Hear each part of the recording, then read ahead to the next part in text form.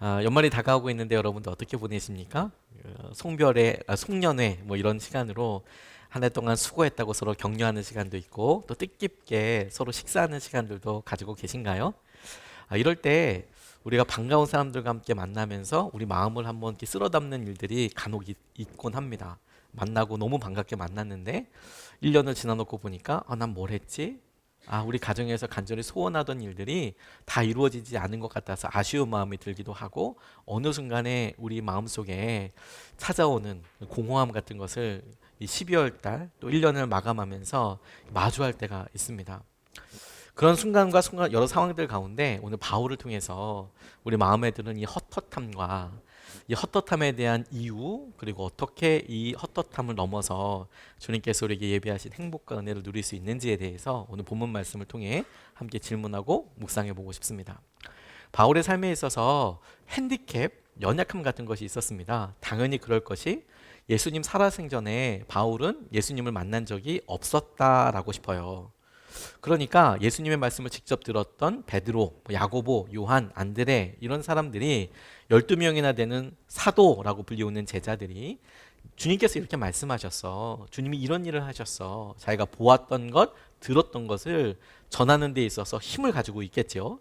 반면에 바울은 예수님을 살아생전에 보지는 못했고 그가 다메섹으로 가는 길에, 다마스쿠스로 가는 길에 빛으로 인해서 예수님을 만나고 그곳에서 만났던 예수님으로 인하여 삶이 완전히 변하게 되었던 그 경험이 기존의 제자들과 사도들과 완전히 달랐습니다. 그래서 바울에게 있어서 내가 어떻게 예수님을 만났는지, 예수님 내게 어떤 분이신지에 대해서 그만이 갖고 있는 이 독특한 경험이 복음을 전할 때 약간의 장벽 같은 게 되기도 했어요.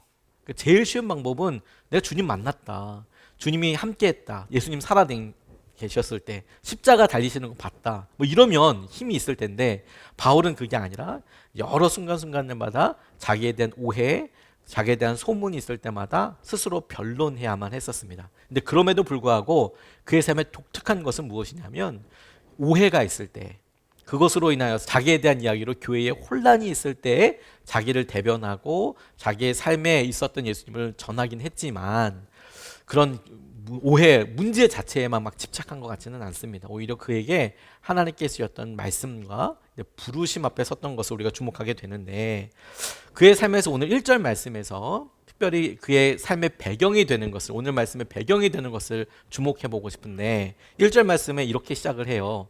그 다음에 14년이 지나서, 그 다음에 14년이 지나서, 다시 말해서 1장과 2장에서 이야기하고 있는 이 얘기의 배경이 14년이나 지났다는 것이죠.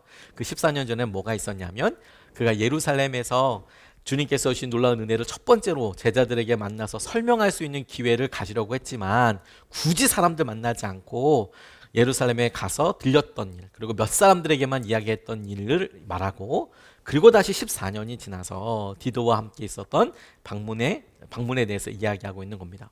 이 14년 동안에 그는 어떤 일이 있었을까요? 그가 광야에 가서 하나님의 말씀을 독대하는 시간도 있었을 거고, 무엇보다도 그가 하나님께서 자기에게 말씀하신 대로 이방 사람들에게 전도하면서 돌아다녔던 일도 말한다고 싶어요. 그가 자기에게 주어진 일을 충실히 다했죠. 그런데 여러분, 이 14년은 참 쉽지 않은 시간입니다. 짧지 않잖아요. 바울의 진정성에 대해서 증명하고도 남을 만한 시간이고, 그리고 바울의 삶에 있어서 자기의 마음이 진심인지가 드러나게 되는 과정이 될 텐데, 이 14년의 시간을 그가 이야기하면서 오늘 예루살렘에 와서 그 제자들에게 이야기하고 있는 이 전하는 말을 통해서 그의 마음에 우리도 공감할 수 있는 부분이 있겠다고 싶어요. 14년이나 쭉 지나다 보면 먼저 나가고 먼저 성공하고 많은 사람들이 더 유명해지고 더 훌륭하다고 이야기하는 사람과, 그리고 이제는 자기의 모습과 자기가 만나고 있는 사람들이 어쩔 수 없이 차이가 나게 되죠. 우리 믿음 생활도 그렇지 않습니까? 우리가 우리 마음속에 언젠가부터 팍 생기게 되는 두려움과 염려와 불편함을 마주하게 돼요. 그 이유가 무엇일까요? 저는 그게 비교라는 생각을 하게 됐어요. 다른 사람들과 어느 순간에 비교하게 되는 거죠. 사람이 세 사람 이상 모여서 기준 하나 들고 그냥 그 기준 하나만 적용해 보면 1등서부터 꼴등은 어디서든 나오는 거거든요. 그래서 우리 마음속에 비교 때문에 힘들다면 왜 힘든지, 이렇게 힘들게 하는 이 기준이 무엇인지에 대해서 질문해 보는 것이 너무 중요하겠다고 싶어요. 3절, 4절 말씀을 보면 이렇게 이야기합니다. 나와 함께 하고 있는 디도는 그리스 사람이지만 할례를 강요받지 않았습니다. 몰래 들어온 거짓 신도들 때문에 할례를 강요받는 일이 있었던 것입니다. 그들은 우리를 노예로 만들고자 하여 그리스도 예수 안에서 누리는 우리의 자유를 엿보려고 몰래 끼어든 자들입니다. 라고 설명하고 있는 부분에 디도의 할례 문제를 이야기하고 있습니다. 할례 자체는 유대인임을 나타내는 정체성과 관련되어 있었어요. 하지만 바울에게 있어서는 이 이방인들에게 복음을 전하는 자로서의 모습으로는 디도와 같이 이방 사람들이 할례를 받아야 하느냐 받지 않아야 하느냐, 정체성을, 유대인으로서의 정체성을 가져야 하느냐 그렇지 않느냐는 앞으로 바울이 전하는 데 있어서 중요한 주제가 됩니다. 그가 이 주제를 어떻게 풀어가느냐 하는 거예요. 디도의 할례 문제로 인하여서 디도도 힘들지만 그렇게 전하는 자신도 중요한 어려움을 겪게 돼요. 그런데 이 문제를 그가 다 하는 데 있어서 접근하는 게 뭐냐면 그가 할례 문제 때문에 힘들었다라고 이야기하고 있죠. 근데 이 할례는 여러 외세의 침입으로 인하여서 이스라엘 백성들이 전 세계를 흩어져 살면서 예루살렘 중심으로 모여 살았던 때에는 그 땅을 하나님께서 주신 약속의 땅으로 여기고 살고 자신의 정체성을 지켜가고 무엇보다도 다른 이방 신들을 믿는 민족들과 차이나는 정체성의 중심으로 아브라함의 자손 혈통임을 드러내는 행동이었는데, 믿음의 행동이었는데 이제는 전 세계로 흩어져서 살다 보니 다시 예루살렘으로 모일 수 있는 일은 없어 보이고, 적어도 보이기에는 각각 그들이 그리스에서나 뭐 마게도니아나 어디서든 자신의 삶을 살고 있기에 어떻게 계속 예수 그리스도를 믿고 교회에서 살아가느냐에 중심을 두고 있었죠. 그런 의미에서 할례가 그 형태 그대로 미루어지는 것은 큰 의미가 없다고 생각을 했습니다. 예수님도 이 복음이 모든 나라, 모든 민족들에게 전하여져야 될 거라고 이야기를 하셨죠. 자, 이렇게 이야기된 것에 바울은 굉장히 동의하고 실제로 그렇게 사역을 했던 것처럼 보입니다. 할례라는 문제, 다른 사람들은 다 할례를 받았고 그런데 디도는 받지 않았고, 그게 디도를 평가하는 일이 되고, 그리고 디도와 함께하고 있는 바울을 평가하는 일이 되고, 다른 사람들은 다 하는데 왜 너는 하지 않아? 혹은 다른 사람들이 다 이렇게 하는데 왜 너는 그렇게 하지 않아? 라는 이 다르다라는 것이 문제와 갈등의 중심이 되는 것이죠. 갈등과 문제가 있다는 것 자체가 틀리거나 그리고 그 문제 자체라고 이야기하고 싶지는 않습니다. 왜냐하면 같이 있으면 다른 의견은 얼마든지 있을 수 있거든요. 그러니까 그건 정상적이고 어떻게 하면 건강하다고도 생각할 수 있습니다. 부부가 같이 사는데 부부싸움을 한 번도 하지 않았다? 아주 희귀하고 좋은 일이긴 처럼 보이긴 하지만, 그런데 부부싸움을 했다고 해서 건강하지 않다거나 큰 문제가 있다고 자체로 볼 수는 없어요. 오히려 그게 자연적인 어떤 과정일 수 있겠죠. 그럴 때 뭘 생각해야 합니까? 왜 갈등이 일어나는지, 어떤 일 때문에 불편함이 생기는지, 그게 중요한 거죠.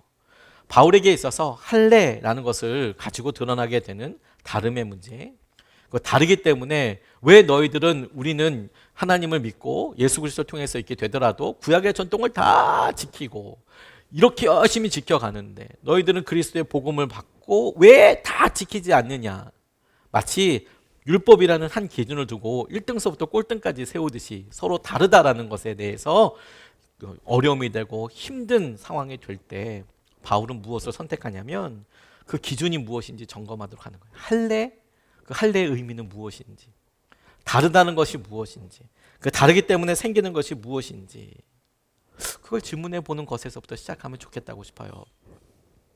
한 줄로 세우면 반드시 1등과 꼴등이 있다고 했죠. 한 가지 기준이. 제 마음속에 이런 비교와 어려움으로 인하여서 겪게 된 일들이 있더라고요. 오래 생각하지도 않고 있더라고요.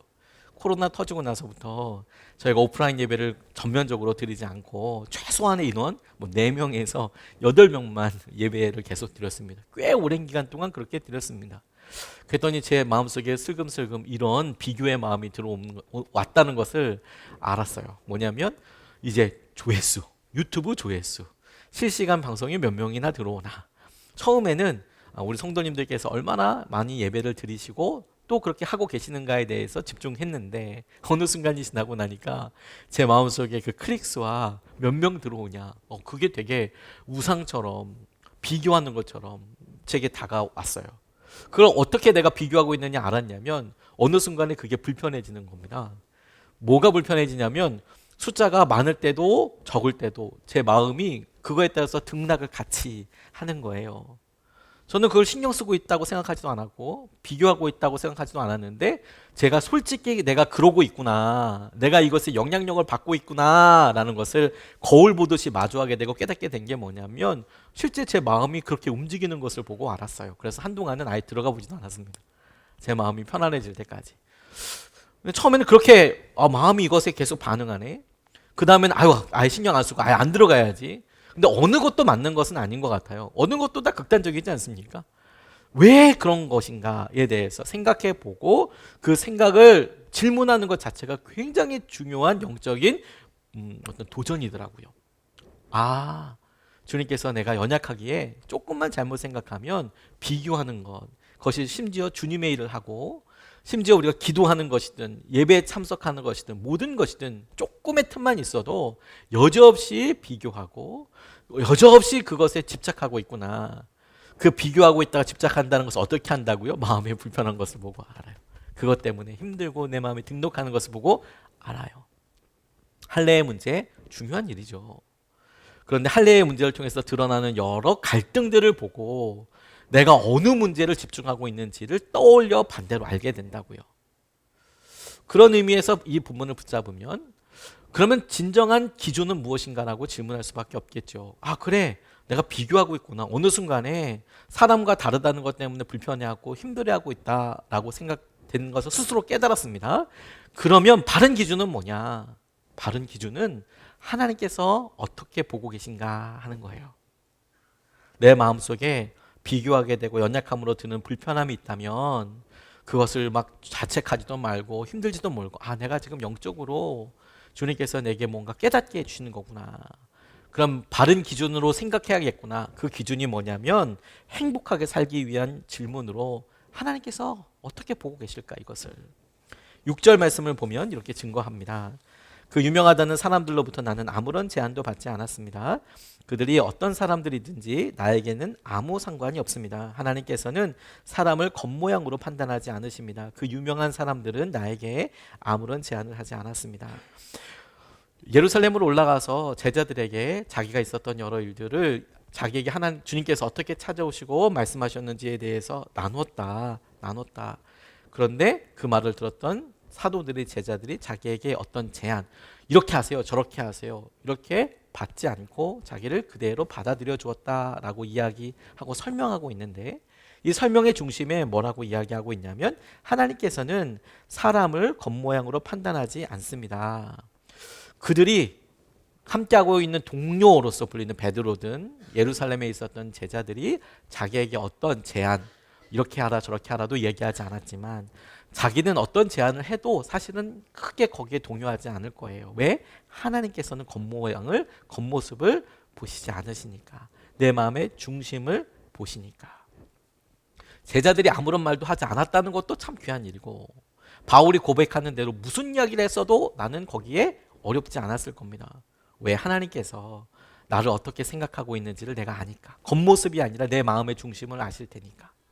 바울이 복음을 전하고 사람들에게 여러 하나님의 말씀의 통로로 쓰임 받을 때 어떤 사람들은 베드로가 아니기 때문에 의심할 수도 있고 그가 과거에 예수 그리스도를 믿는 사람들을 핍박하였다는 것 때문에 바울을 오히려 그것 때문에 믿지 못하고 오랜 기간 동안 다른 사람보다 더 많은 시간을 투자해서 그들의 신뢰를 받는 데에 시간이 쓰였겠지만 그럼에도 불구하고 다른 사람들과 비교하면서 바울이 베드로는 되는데 난 왜 안 돼?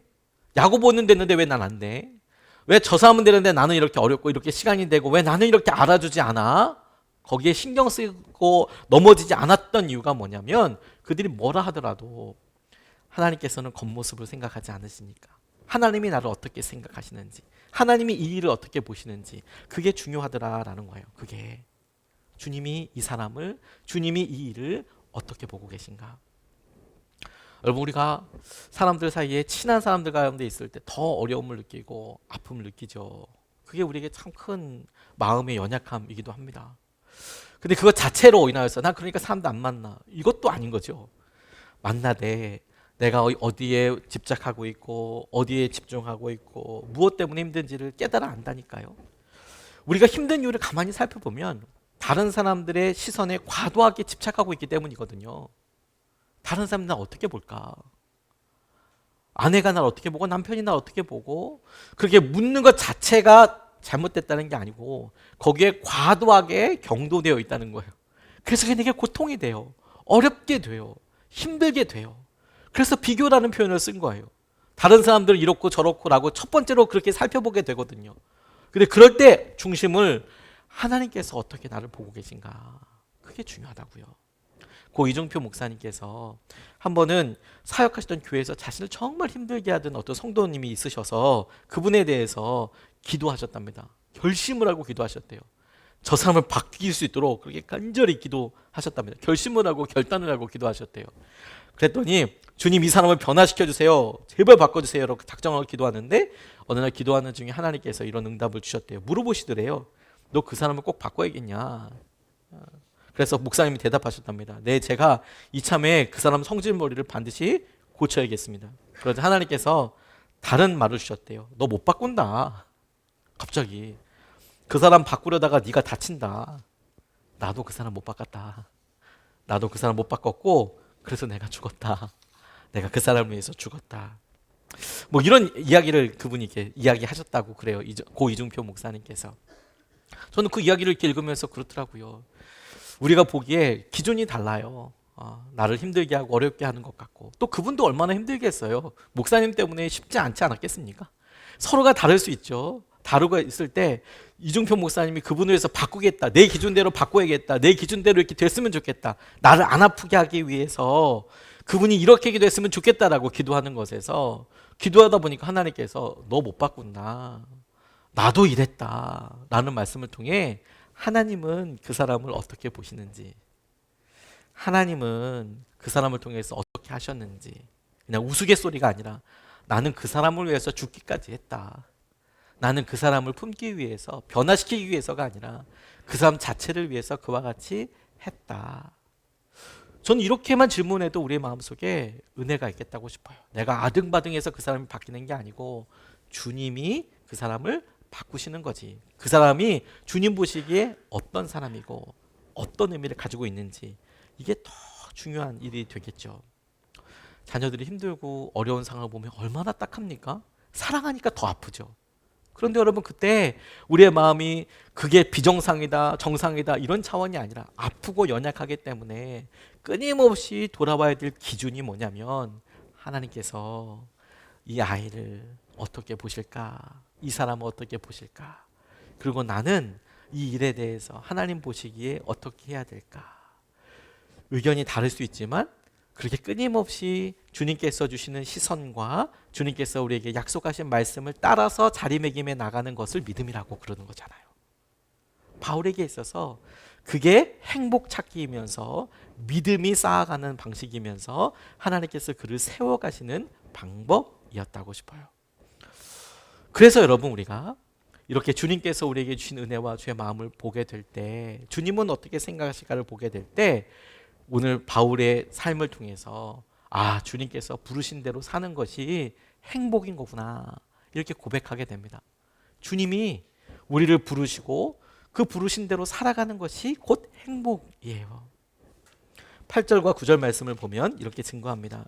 그들은 베드로에게는 할례받은 사람에게 복음을 전하게 하시려고 사도직을 주신 분이 나에게는 할례받지 않는 사람에게 복음을 전하게 하시려고 사도직을 주셨다는 사실을 깨달았습니다. 그래서 기둥으로 인정받는 야고보와 게바와 요한은 하나님이 나에게 주신 은혜를 인정하고 나와 바나바에게 오른손을 내밀어서 친교의 약속을 하였습니다. 그렇게 하여 우리는 이방 사람들에게로 가고 그들은 할례받은 사람들에게로 가기로 하였습니다 라고 이야기하고 있어요. 한 부류와 바울이 되겠지만, 예수님의 제자들이었던 베드로와 게바라고 이야기하는 사람이 베드로의 다른 이름입니다. 베드로와 야고보와 이런 사람들이 바울을 보고 이방 사람들 통해서 쓰임 받게 된 사람이구나라고 인정하게 되고, 바울 역시 그들은 주님께서 할례 받은 사람, 곧 유대인들과 유대인들의 전통을 계승하는 사람들을 위해서 부르신 사람이구나를 서로 인정하고 그 길로 갔다라는 이야기 아니겠습니까? 다르기 때문에, 바울은 다르기 때문에 왜 유대 사람들에게 전하는 전통대로 혹은 제자들이 전하는 방식대로 하지 않아? 그렇게 속박하고 어렵게 하는 게 아니고, 바울 역시도 나는 이런 상황인데 당신들은 언제까지 그렇게 강팍하게 살 거냐, 이렇게 하는 것도 아니고, 각자 부르심 받은 자리가 다르고 부르심 받았을 때 반응했던 일이 다르고 그 상황과 자기 형편에 따라서 서로를 인정하면서 그 부르신 대로 살아가게 되었다라는 거예요. 그게 하나님께서 하시는 일이고, 그게 하나님께서 우리를 행복하게 하시는 길이라고 저는 믿습니다. 여러분, 우리의 삶에 하나님께서 주신 여러 은혜들, 행복들은 주님께서 우리를 부르신 대로, 부르심 그대로 살아가는 것, 그게 너무너무 중요한 거예요. 근데 여러분, 저는 여기서 지금 우리의 삶을 좀 질문해 보고 싶어요. 저는 청년 사역을 오랫동안 했었는데 청년들에게 있어서 제일 중요한 주제가 두 가지가 있어요. 물론 제일 첫 번째는 결혼이잖아요. 결혼. 내 님은 누구인가? 이게 정말 엄청 기도하게 되죠. 결혼하기 전까지는 아무튼 누가 내 님인가 이거 가지고 계속 기도하고, 두 번째는 뭐냐면 진로죠. 소명, 사명. 어떻게 하면 내 삶이 하나님께서 주신 귀한 소중한 열매들을 맺을까? 이렇게도 질문하고, 어떻게 하면 내가 실패하지 않을 수 있을까? 다른 사람들보다 더 잘 살 수 있을까? 이런 일들이 단순하지 않죠. 아주 복잡하게 내가 무엇을 하고 어떤 진로와 어떻게 소명을 가지고 살아가야 할까에 대해서 그렇게 갑니다. 그런데 어느 순간이 되면 결혼을 어떻게 하게 됐어요. 그렇죠? 결혼을 했어. 지금 저희들 입장에서 보면 딱 잘라지듯이 결혼했으니까 결혼 문제는 더 이상 문제가 아닌 것처럼 보이나요? 이 결혼이 어떤 의미인가를 끊임없이 묻게 되기도 하지 않습니까? 근데 여전히 지금도 진로와 소명 문제는 우리에게 되게 중요한 문제예요. 예전보다 이제 선택할 수 있는 경우의 수가 이제 많이 없어졌죠. 어디 살다 보니까 이력서 낼 수 있는 이제 연령 제한도 이제 걸리게 되고요. 그리고 이제 처음부터 다시 해라고 할 때 청년회 때 하는 것보다 굉장히 많은 용기가, 더 많은 용기와 결단이 필요한 일들도 너무 많죠. 그리고 이제 살아가면서 점점 우리가 어떤 선택을 할 것인가, 어떻게 볼 것인가에 대해서 생각하면서 더 이상 소명과 비전에 대해서는 잘 질문하려고 하지 않아요. 근데 여전히 여러분, 이건 우리에게 굉장히 중요합니다. 주님께서 우리를 부르신 목적대로, 부르신 대로 살아가는 것이 행복합니다 라고 이야기할 때, 나 안 행복한데? 주님께서 나를 부르신 게 뭔지 모르겠는데 여전히? 이렇게 고민하게 되거든요. 그 중심이 우리에게 계속 염려와 걱정되는 것은 주님께서 우리에게 일하고 계시는 좋은 증거라고 저는 생각하면서, 동시에 어떻게 이것을 붙잡을 수 있을까 생각해 봐야겠죠. 우리가 흔히 비전이라고 하는 것은 본 게 아니고 보여진 것입니다. 예전에 비디오라는 기계가 있었죠. 그래서 요즘은 비디오 없고 요즘 웬만하면 다 그냥 인터넷으로 다 되지 않습니까? 근데 예전에는 비디오라고 이렇게 있어서 애들 영화도 보여주고 그렇게 했죠. 이 비디오가 라틴어예요. 보다라는 뜻인데, 이 라틴어의 과거 분사형이 비수스라고 이야기하는데, 그것에서 오는 명사형이 비전이라는 단어예요. VCO라는 명사형에서 N이 붙어서 비전이 되었는데 보여지게 된 거예요. 우리는 비전을 내가 선택하고 뭔가 잘할 수 있는 것을 결정하는 것이라고 생각하지만 대부분은 보여져 온 거예요.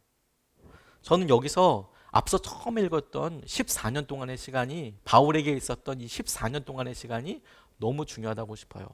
그가 처음에 다메섹 도상에서 다마스쿠스로 가는 길에서 예수님을 만나 이방 사람들을 위해서 전하는 사람으로 쓰임 받을 거야 라고 소명을 받았지만, 정작 그의 삶을 놓고 이제 14년이 지난 다음에 여러 제자들과 함께, 그래 정말 이방 사람들을 위해서 선택받았구나, 복음을 전하는 거구나, 이렇게 사람들에게 인정받는 데까지 14년 걸린 거예요.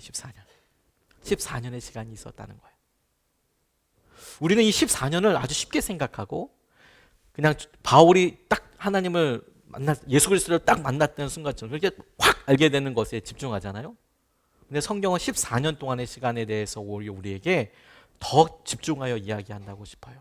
그 14년 동안의 시간은 그가 뭘 하려고 막 인정받으려고 이렇게 한 시간이 아니고 오히려 그에게 맡겨진 일을 계속 하다 보니 그가 일부러 이방 사람들만 만나려고 한 것은 아니었고 방향은 그랬지만 그가 만나면서 유대 사람들도 유대인도 전하고 또 유대 사람들과 결혼한 가정도 말씀을 전하고 계속 그렇게 하다 보니 그의 삶의 열매가 이방에서 더 많이 드러나게 되고 그렇게 꿈도 꾸게 되고 기도의 응답도 있게 되고 그의 삶을 몰아가시는 것을 보게 되었다라는 거예요.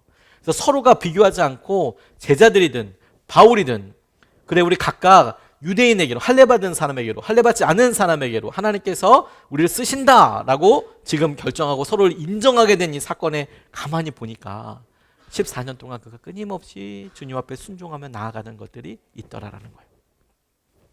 제 친구들 신학교 동기 중에서 열심으로 목회하는 후배가 있는데요. 제가 다른 대학원을 갔다가 이렇게 가다 보니까 제가 신학교 동기들보다 정상적으로 이렇게 빨리 그냥 졸업한 사람들보다 나이가 조금 더 있어요. 그래서 제 동기 중에서 신대원은 동기인데 동생이죠. 근데 같이 안수받고 그런 동생이 있습니다.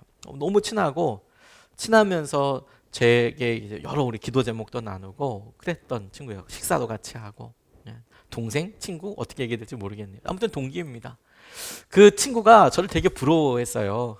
되게 부러워했던 거는 뭐냐면 제가 순종하는 뭐 이런 것들이 도전이 됐나 봅니다.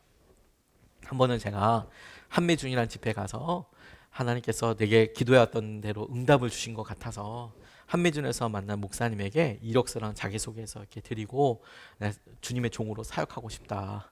주님의 종으로 사역하고 싶어서 어떤 걸 맡겨주셔도 나는 너무 행복하고 사례비 안 주셔도 너무너무 행복하고 나 그렇게 사역하겠다 찾아갔거든요.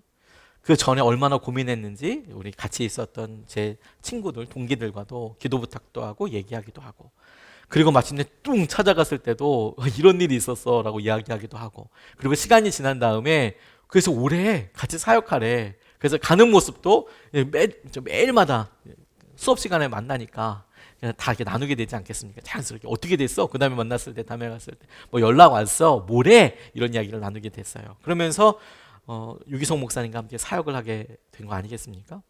근데 이 친구가 유기성 목사님이 당시에 아주 유명하고 이런 분은 아니었어요.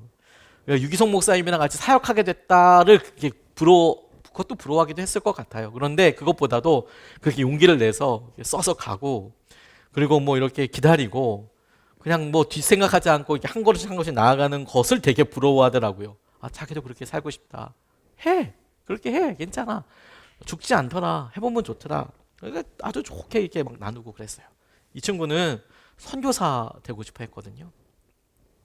학생 선교단체 출신이기도 하고 그 선교단체에서 아주 어려운 곳, 정말 힘든 곳, 심지어 순교를 각오해야 할 만한 곳으로 선교 결단을 하고 가려고 하는데 잘 열리지가 않은 거예요. 본인의 마음은 분명한데.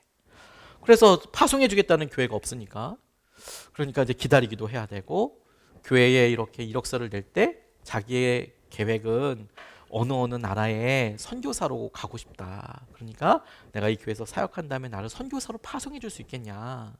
이제 그렇게 확답을 받고 본인도 갑자기 갈 수는 없으니까 파송교회를 이렇게 하기도 했는데 이상하게도 그렇게 약속해서 들어갔는데 뭐 좀 더 기다려라 뭐 이렇게 되니까 되게 초조해하고 어려워하더라고요. 근데 저는 이제 그 친구를 보면서 조금 다른 생각을 가지고 있었어요. 순수한 마음은 너무 귀한데 주님께서 그렇게 안 되는 것 같고 안 되는 것 같고 하는 것에 대해서 보다 보니까 사실 이 친구는 굉장히 큰 교회 목사님 아들이었거든요. 그래서 굳이 뭐 아버지가 길을 열어준다 이런 차원이 아니더라도 그게 돌아갈 이유가 별로 없는 거죠. 그냥 가면 되는 거죠, 그렇죠? 그렇게 자기가 있는 대로 공부도 잘했고 그리고 학부 때 영어 공부도 영문과였기 때문에 그것도 잘하고 뭐 다른 여러 길이 있을 텐데 왜 저 길이 자꾸 이렇게 시간이 지체되고 돌아가는데 왜 저럴까? 주님께서 주시는 은혜가 있으니까. 선교에 대해서 주신 마음이 거짓이고 가짜일 리는 없잖아요. 그런데 주위에 이렇게 봤을 때 같이 나누니까 좀 돌아가는 것 같다. 좀 안 되는 것 같네. 근데 그러다가 또 결정적으로 한 교회에 이제 가게 돼서 철떡같이 약속하고 이제 그 목사님도 그래 파송해 줄 테니까 우리 교회 와서 이렇게 사역하자. 그래서 사역을 하고 열심히 이렇게 봉사하고 그리고 본인이 생각한 시간이 지났는데 목사님에게 부르셔서 한 2년만 더 있어라. 교회 사정이 있으니까. 근데 처음 봤을 때 그럴 수도 있을 것 같은 거예요. 그 교회 입장에서는 파송을 한번 하면 수년 동안 계속 후원을 하고 기도도 하고 그렇게 하는 거잖아요. 파송만 하고 끝나는 게 아니니까 성도들 더 많이 알았으면 좋겠고 시간을 좀 더 있었으면 좋겠다. 그게 나쁜 제안은 아니었다고 싶은데 이 전도사님은 너무 그게 힘들었던 거예요. 또 뭐가 안 되나. 그러니까 정말 하나님 앞에 사생 결단을 내듯이 막 기도했나 봐요. 하나님 어떻게 될지 모르겠다고. 왜 나는 이게 안 되냐고. 뭔가 잘 안 되냐고. 안 열리는 거 같냐고. 막 이렇게 이야기를 하는데 응답을 주님께서 하시는 말씀처럼 자기 마음속에 궁금증 하나가 해결되었다는 거예요. 그리고 저한테 이렇게 나누더라고요. 와서 형 주님께 기도하는데 주님 뜻대로 무엇이든지 하겠다고 했더니 오히려 주님께서 자기한테 너 뭐 원하냐 이렇게 물어보시는 것 같았다고 저한테 와서 형 나 하나님께 기도하는데 나 뭐 하면 좋을까요? 나 뭐 순종할까요? 하나님 뜻대로 순종할게요. 그랬더니 하나님께서 마음속에 너 뭐 하고 싶냐 이렇게 오히려 물어보시는 것 같더라고. 그래서 자기가 이야기하기를 나 주님 뜻대로 하고 싶습니다. 주님. 전 주님 뜻대로 하고 싶습니다. 그랬더니 주님께서 다시 마음속에 그러니까 너 뭐 하고 싶냐고. 너 뭐 하고 싶냐고. 이렇게 이야기를 물어보시더래요. 그래서 이 친구가 나 솔직히 미국에 유학 가고 싶다고 공부하고 싶다고 선교하는 것도 다 실제이고 다 그렇지만 나 공부도 해보고 싶고 하고 싶은 일이 많다고. 저는 그 친구를 보면서 선교 훈련하고 이런 것들이 그냥 해본 말이 아니라 진심이었거든요. 네, 바뀌고 닦이고 만져지고 다뤄지고 그러면서 막 이제 마음속에 어려움이 있었던 거죠. 그래서 자기가 나 유학 가고 싶은 거라고 저한테 이렇게 이야기했어요. 형 제가 할 수 있는 중에서 제일 간단한 일은 형도 그때 당시에 그 전도사님의 형님도 미국에서 목회하고 있었거든요. 형님 있는 데 가서 미국에 목회할 수 있을 것 같아. 두 번째는 그냥 한국에 있는 교회에서 이렇게 갈 수 있을 것 같아. 세 번째는 선교지 가는 건데 뭐든지 이렇게 갈 수 있다고 이야기하는데 하나님 어떻게 될지 모르겠다고 뭐 하면 좋은지 내게 주님께서 물으셨다고 뭐 그렇게 이야기를 하더라고요. 근데 제가 어떻게 정해줍니까? 그렇구나. 그런데 솔직해지니까 그게 몇 년 동안 이렇게 이야기하다가 저는 그 전도사님 당시의 전도사님이 저한테 그렇게 유학 가고 싶고 뭐 이런 얘기하는 건 처음 들어봤어요. 그냥 선교가 열리게 해달라고 기도하고 같이 기도하고 막 그랬는데 정작 자기 마음속에 그렇게 너무 바닥을 치고 힘들어서 솔직하게 나 그렇게 하고 싶고 이렇게 한다라고 이야기하니까 하나님이 점점 같이 기도해왔던 것에서 어떤 삶으로 인도하시는지를 이렇게 보여주시는 것 같더라고요. 결국에는 필리핀에 선교를 갔고 원래 하나님께서 그가 기도했던 것은 중동의 아주 조그마한 나라였지만 필리핀에 가게 되고 지금은 미국에서 정말 열심히 아름답게 목회하고 있어요. 선교에 대한 마음이 실제다 아니다 이거 아닙니다. 정말 진심이었거든요. 제가 봤을 때는 진심이었고 그냥 해보려고 그런 거 아니었고 트라이를 여러 번 했는데 잘 안 되더라고요. 그래서 제가 한번 생각해 봤어요. 하나님의 부르심을 안다는 거, 알아간다는 거, 하나님이 여기까지 인도해 왔다는 것을 확신하는 것에서부터 시작이 돼요. 여러분 우리가 오늘 이 말씀을 통해서 베드로나 여러 제자들이 바울이 그래 각각 자기의 소명과 자기 위치대로 가서 사역해야지 비교하지 않고 자기의 소명대로 살아야지 라고 이렇게 이야기한 것이 우리가 오늘 예배를 통해서 그래 내가 믿음 생활하지만 다른 가정과 혹은 믿지 않는 다른 친척 누구와 형제와 혹은 우리 아이들 학부형으로서 우리 아이들 누구 엄마와 누구 아빠와 우리 직장에 우리 직장 상사와 그 사람들의 성품과 상황과 모든 것을 떠나서 비교하지 않고 살아야지 내가 내 마음대로 주님께서 허락하신 것들을 살 게 아니라 주님 뜻대로 살아야지 고민되지라고 결단하게 될 때 하나님이 내게 어떤 삶을 원하시나 어떤 삶으로 부르셨나. 근데 대부분 우리들은 그러면 뭔가 사임하고 뭘 하고 되거나 뭐 극단적으로 이렇게 생각하는 것에 많이 가 있어요. 14년이 있었다니까요.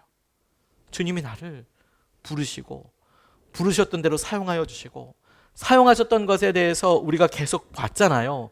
그렇다면 이제 시선이 바뀌어서 주님께서 나와 함께하고 계시고 여기까지 나를 인도해 오셨지. 그럼 여기까지 인도해 오셨다면 앞으로도 그렇게 인도해 가시겠네. 또 동일하게 믿을 수 있게 되는 거예요. 바울이 14년 전에 예수 그리스도를 다마스쿠스로 다메섹으로 가는 길에 만났습니다. 너는 이방인을 전도하는 그런 사람이 될 거야. 아나니아로부터 들었어요. 하지만 그의 삶이 14년 동안 진행되고 실제로 제자들에게 그렇다 이렇다라고 이야기할 때 그리고 선교를 나가게 되고 하는 여러 과정들이 있었지 않습니까? 근데 이 갈라디아서를 보니까 그렇게 서로 인정되는 데는 여러 긴 시간들이 있었더라고요. 그 긴 시간을 우리가 가고 있을 때 행복하게 사는 방법, 하나님께서 나를 이곳에서 부르셨고 하나님께서 나를 사용하시는 것에 하나님이 지금 함께하고 계시고 그 하나님께서 우리를 인도해 주시는 것에 대한 주님이 함께 하시는 것에 대한 확신이 우리를 정말로 행복하고 비교하지 않고 주님의 은혜대로 사용하여 주시는 축복의 통로가 될 거예요. 전 그런 생각을 해봅니다. 주님이 우리를 보시고 복되다. 야, 너 참 진짜 잘했다. 수고했다. 우리가 다른 집사님처럼 다른 목사님처럼 제 경우에 제가 다른 목사님 누구처럼 그렇게 하고 싶은 마음이 제게 있지만 안 된다고 해서 그거 못했다고 해서 주님이 저한테 뭐라고 하시진 않을 것 같아요. 근데 주님께서 제가 주님 앞에 사랑하지 못한 것, 주님의 은혜를 신뢰하지 못한 것, 주님께서 내게 허락하신 것에 대해서 주저주저 됐던 것, 그건 섭섭해 하실 것 같아요. 능력 없는 것은 능력이 없는 걸 어떻게 해요? 마음은 그렇지 않지 않습니까? 오늘 2022년도를 마감하면서 오늘 당회도 있긴 하지만 주님께서 우리에게 허락하신 우리의 삶에 대해서 여러분 우리가 불편하고 힘들다면 그것이 어떤 기준 때문에 힘든지 다시 한번 점검해 보자고요. 내가 비교하고 있든지 비교라는 것이 꼭 옆집 누구와 다른 우리 교회 누구와 비교뿐만이 아니라 자기가 생각해 놓은 목표 자기가 생각하고 있는 자기 상과도 비교할 수 있어요. 왜 이게 이대로 되지 않나. 당연할 수 있어요. 그런 어려움과 불편함이. 하지만 기준을 생각해 보자고요. 나 아직까지 돈 문제가 어렵구나. 나 아직까지 시기와 질투가 내 안에 있구나. 그게 시작이에요. 그럴 때 바른 기준, 주님은 어떻게 생각하실 건가? 이거에 대해서. 내가 행복하게 살기 위해서 주님은 나를 어떻게 부르셨는가? 그래서 그 주님께서 우리에게 부르신 대로 주님께서 이끌어 오시는 대로 우리가 주님과 함께 온전히 나아가게 될 때 하나님께서 우리에게 열매라, 복되다, 충성된 종이라 그렇게 이야기해 주신 놀라운 은혜로 우리의 삶이 주님 앞에 쓰임받게 될 줄로 믿습니다.